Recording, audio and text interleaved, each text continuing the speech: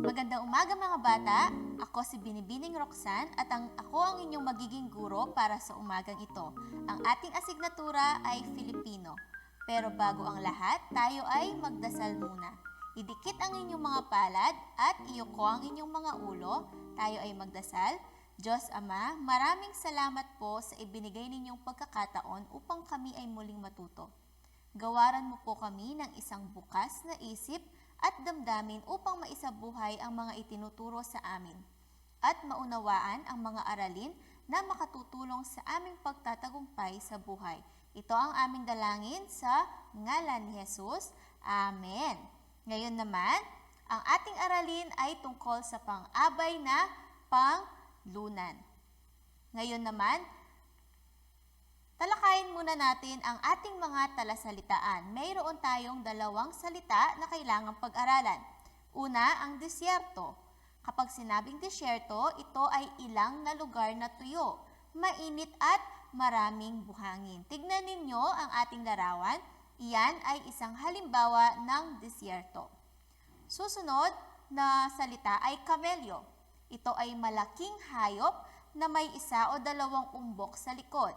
Mahaba ang leeg at mga paa nito. Kung makikita nyo sa ating larawan, ang mga kamelyo ay nakatira lamang sa disyerto. Ang ating kwento para ngayong araw ay ang mandalakbay. Pagbuksan ng inyong aklat, ang kwento ay isang lalaki ang nakaisip na maglakbay upang hanapin ang gintong kaharian sa disyerto ng Arabia. Usap-usapan na may kahariang nabaon sa disyerto. Maraming taon na ang nakakaraan. Ngunit walang makapagsabi kung saan ito matatagpuan. Sumakay sa kanyang kamelyo ang lalaki at naglakbay. Sa panimula ng paglalakbay, masayang sisipol-sipol pa ang lalaki, sabay sabing, "Wala akong aalalahanin, sapat ang aking baong tubig at pagkain. Batang-bata pa ang aking kamelyo at malakas ang katawan. Titiyakin kong magtatagumpay ako sa aking lakarin." Malayo na ang nararating ng lalaki, ngunit wala pa rin siyang makitang palatandaan ng kayamanan. Tuloy pa rin siya hanggang sa maubos na ang kanyang baong pagkain at inumin. Napapagod na rin ang kamelyo sa paglalakad nito. Tumigil siya sa sandal at natulog sa daan. Pagkagising niya, nakakita siya ng agila na paikot-ikot sa kanya. "Saan ang punta mo?" ang tanong ng agila. "Hinahanap ko ang gintong kaharian. Maaari mo ba akong tulungan?" ang tanong ng manlalakbay. "Gintong kaharian? Wala akong alam tungkol doon, ngunit kung ako'y isasama mo, baka makatulong ako," ang tanong ng agila. Kaya't nagpatuloy ang manlalakbay, ngunit maya-maya'y muling tumigil sa pagod. "Ano ang gagawin ko? Pagod na ako at ang aking kamelyo. Wala na kaming mainom na tubig." "Mabuti pa, tigilan mo na ang paghahanap sa gintong kaharian. Matagal-tagal na rin akong lumilipad dito sa disyerto, pero ngayon ko lang narinig ang tungkol diyan. Palagay ko, hindi totoo ang sabi-sabi. Mabuti pa, iligtas mo ang sarili mo at ang iyong kamelyo at maghanap ka ng tubig at makakain hanggat hindi pa huli ang lahat," ang payo ng agila. Sinunod ng manlalakbay, ang agila umiba siya ng landas at imbes na humanap ng ginto, nagpatulong siya sa agila upang humanap ng tubig. Hindi nagtagal, narating nila ang lugar na malapit sa batis na may sapat na tubig at pagkain. Tuwang-tuwa ang lalaki at maging ang kamelyo. Nagpasalamat din ng lubos ang lalaki sa kaibigang agila. At yun ang kwento natin ngayong araw. Ngayon naman, pag-aralan natin ang pang-abay na panlunan. Ang tanong, ano nga ba ang pang-abay? Ang pang-abay ay bahagi ng pananalita na naglalarawan ng pandiwa, pang-uri o kapwa pang-abay. Naaalala niyo pa ba kung ano ang pandiwa, pang-uri at pang-abay? Ang pang-abay na panlunan ay tumutukoy sa puok na pinangyarihan ng kilos sa pandiwa.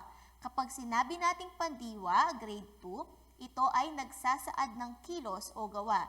Ito ay ang mga salitang kilos na pinag-aralan natin noon. Uulitin ko, kapag sinabi nating pang-abay na panlunan, sila yung lugar kung saan nangyari yung kilos o gawa.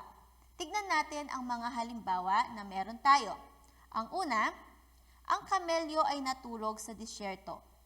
Ang pandiwa natin o ang salitang kilos natin ay ang natulog. At ang ating pang-abay na panlunan ay disyerto. Ang ating pang-abay na panlunan, ito ay sumasagot sa saan na tanong. Saan natulog ang kamelyo? Ito ay natulog sa disyerto. At yon ang ating pang-abay na panlunan. Pangalawang halimbawa, tignan natin para mas maintindihan. Pumunta ka sa palengke. Alin dyan ang ating pandiwa o salitang kilos? Ito ay ang pumunta. At ang ating pang-abay na panlunan ay ang palengke. Subukan nating itanong, saan ka pumunta? Ito ay sa palengke. At yon ang ating pang-abay na panlunan. Susunod na halimbawa, alin dyan ang ating pandiwa? Ito ay ang sumama. At ang ating pang-abay na panlunan ay ang lungsod.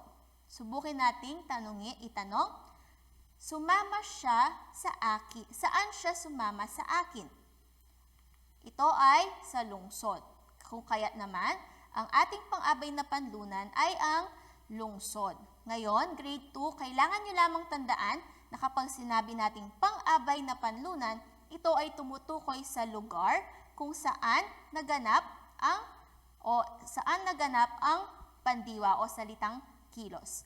Ngayon naman, buksan ang inyong aklat sa pahina 221 para sagutan ang mga gawaing ito.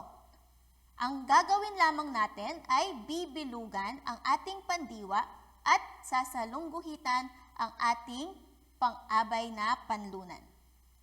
Una, nagpunta si Ben sa pagamutan.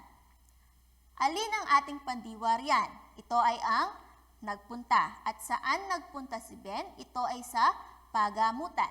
Pangalawa, ang cactus ay natagpuan sa disyerto. Alin ang pandiwa natin? Ito ay ang natagpuan. Saan natagpuan ang cactus? Ito ay natagpuan sa disyerto. Pangatlo, lumabas ang oso sa yungib. Alin ang pandiwa natin? Tama, ito ay ang lumabas. Saan lumabas ang oso? Ito ay lumabas sa yungib. Pang-apat, ang ibon ay nagpapahinga sa loob ng pugad. Alin dito ang ating pandiwa? Ito ay ang nagpapahinga. At saan nagpahinga ang ibon? Ito ay sa loob ng pugad. Panglima, naglaro ang mga bata sa labas. Ang ating pandiwa ay ang naglaro. Saan naglaro ang mga bata? Sila ay naglaro sa labas, kung kaya't iyon ang ating pang-abay na panlunan. Susunod, pang-anim, naligo ang pamilya sa ilog. Alin ang pandiwa? Ito ay ang naligo. Saan naligo ang pamilya? Sila ay naligo sa ilog. Pampito, ginanap ang palaro sa timog. Alin dyan ang ating pandiwa? Ito ay ginanap. Saan ginanap ang palaro? Ito ay naganap sa timog. Susunod na bilang, sumakay si Ana ng tren sa Bicol. Alin ang ating salitang kilos? Ito ay sumakay. Saan sumakay si Ana? Sa Bicol. Susunod, pang-siyam, ang aso ay nagtatago sa may pintuan. Alin ang ating pandiwa o salitang kilos? Ito ay nagtatago. At saan nagtago ang aso? Siya ay nagtago sa pintuan. At panghuli, ang bata ay umiiyak sa kwarto. Ang ating pandiwa ay ang umiiyak. At saan umiyak ang bata? Siya ay umiyak sa kwarto. Ngayon naman, kailangan nyo lamang tandaan, grade 2, na ang ating pang-abay na panlunan ay tumutukoy sa lugar kung saan naganap ang salitang kilos. Ngayon naman, para sa inyong takdang aralin, sagutan ng inyong aklat sa Filipino sa pahina 221. Ngayon, sana ay marami kayong natutunan para sa ating aralin ngayon. Paalam mga bata, sa susunod ulit.